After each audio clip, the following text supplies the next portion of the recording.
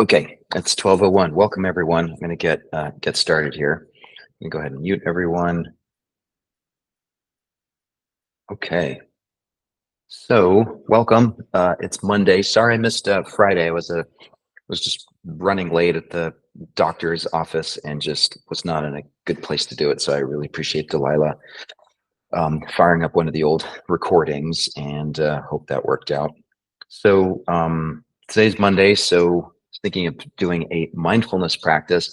And this weekend I've been sort of knee deep in some, I guess, explorations or reading about consciousness. And this guy here, David Chalmers, is a philosopher and neuroscientist who has some interesting things to say about consciousness. So for one, he says it's awfully hard to define consciousness, but I'd start by saying that it's the subjective experience of the mind and the world. It's basically what it feels like from the first person point of view to be thinking and perceiving and judging. I would throw feeling in there as well. And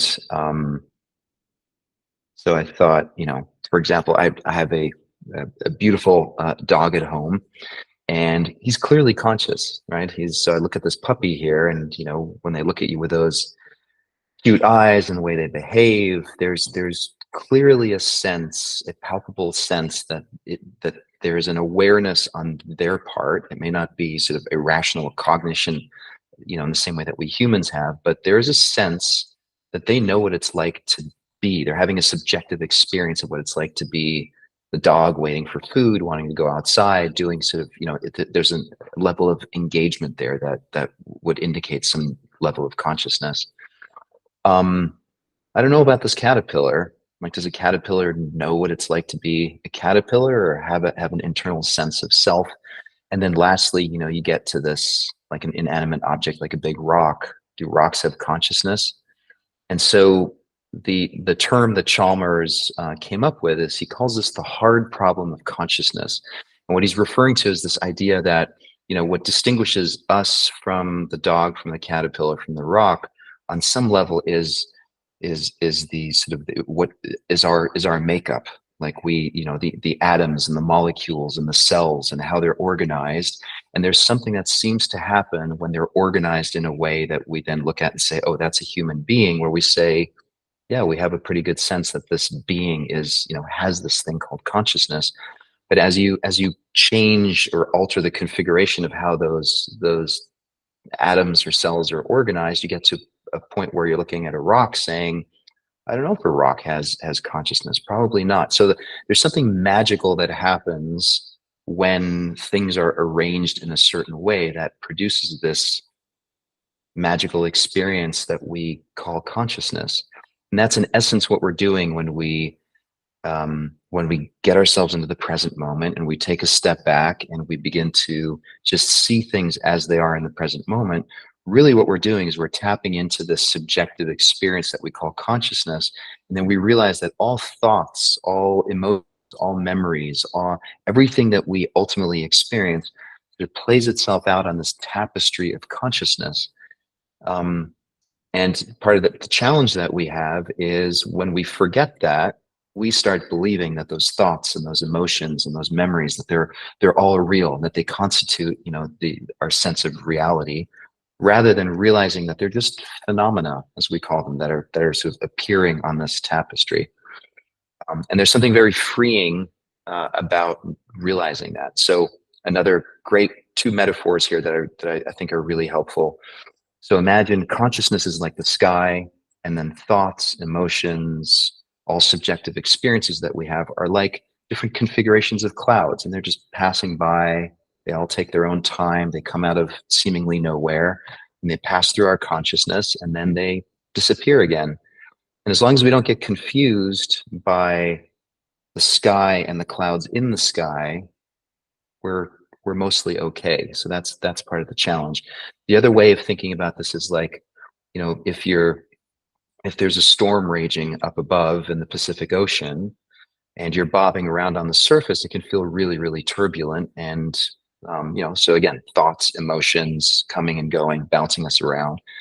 But if we just go 20, 25 feet below the surface, it gets stiller and stiller the deeper we go. So again, the metaphor is the ocean is consciousness, and the fact that the waves are bouncing up and down doesn't really affect the underlying truth of what it's like to just be in contact with the consciousness.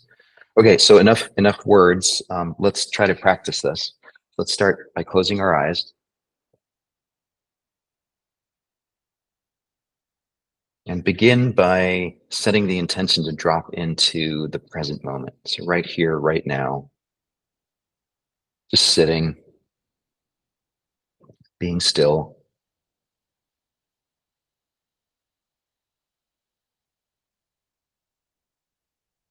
What has happened this morning is done. What is yet to happen this afternoon has not yet happened. So we're really left with the simple truth that right here, right now, this is it.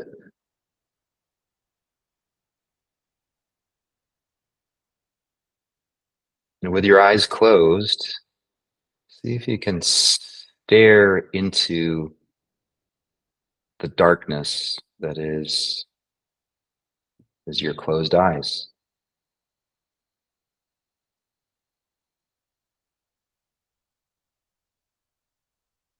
Notice how vast that space is.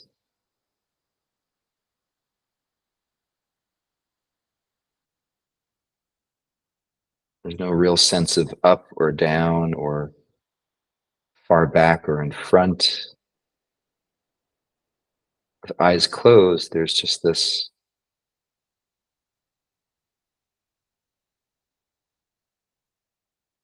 sense of spaciousness.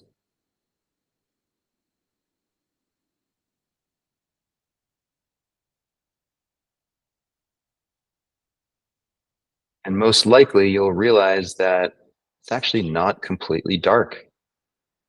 There's all kinds of colors and shapes, little amoebas kind of flashing by.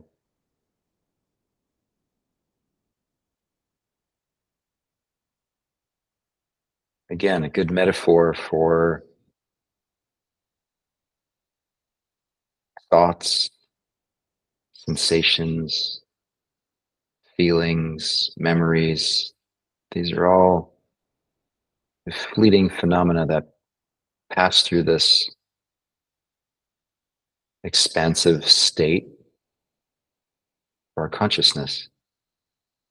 It's like the flickering lights dancing around on this backdrop of darkness of our closed eyes.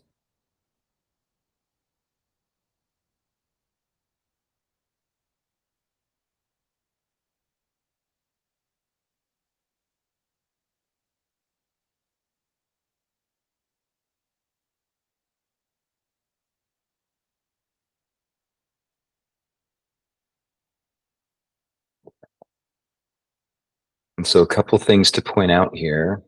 One is that there's a difference between the darkness and the spaciousness of our closed eyes and these little passing ephemeral flashes of light and color that are dancing around on the surface.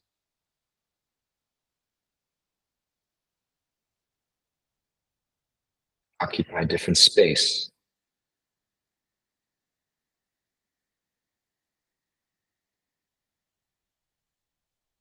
And the other thing to point out is that there's nothing within us that is choosing what is dancing around on this tapestry of darkness, meaning we don't choose the colors, we don't choose when they appear, we don't choose what they do, where they go, how long they stay.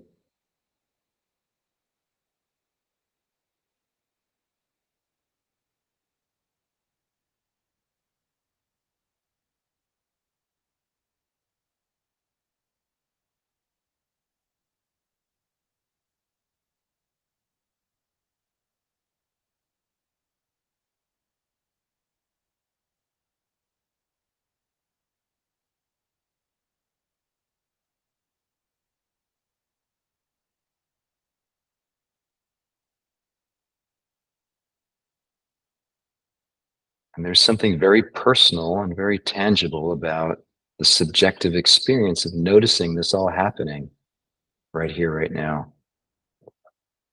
I'm guessing it's a very familiar experience for all of us.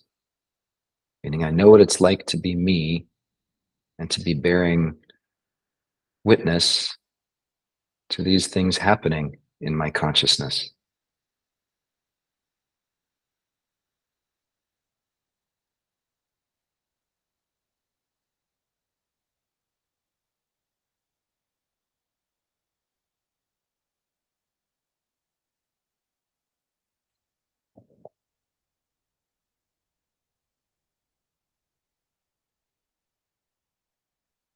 There's something really profound about simply bearing witness to it all.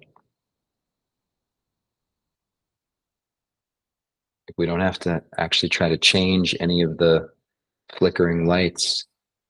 It's kind of pointless to try to direct it anyway. So we can just hang back, just watch and observe.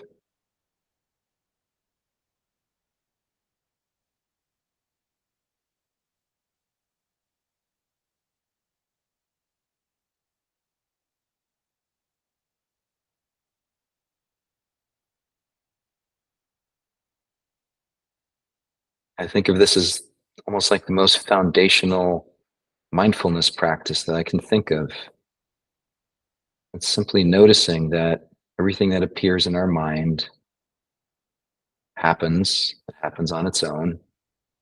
Our thoughts, our memories, sensations, feelings, they just appear,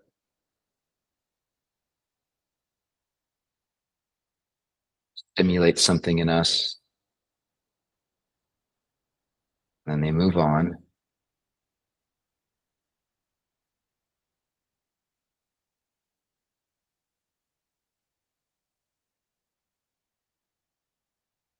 And this holds true for anxious thoughts, sad thoughts, scary thoughts, or memories.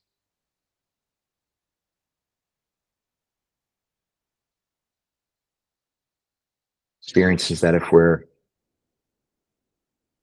not careful to remember that they're just phenomena that appear, we take them too personally, it can be incredibly painful.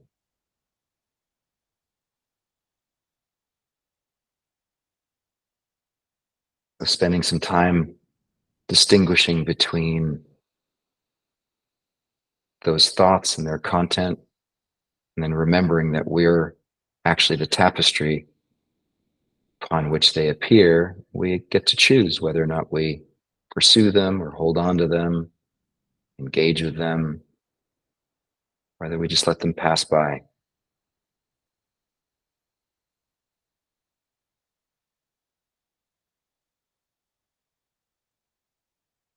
And go ahead and take a deep breath in. Exhale all the way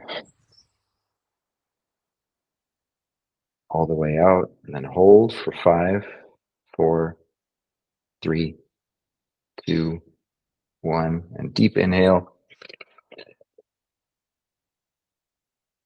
Slow exhale all the way.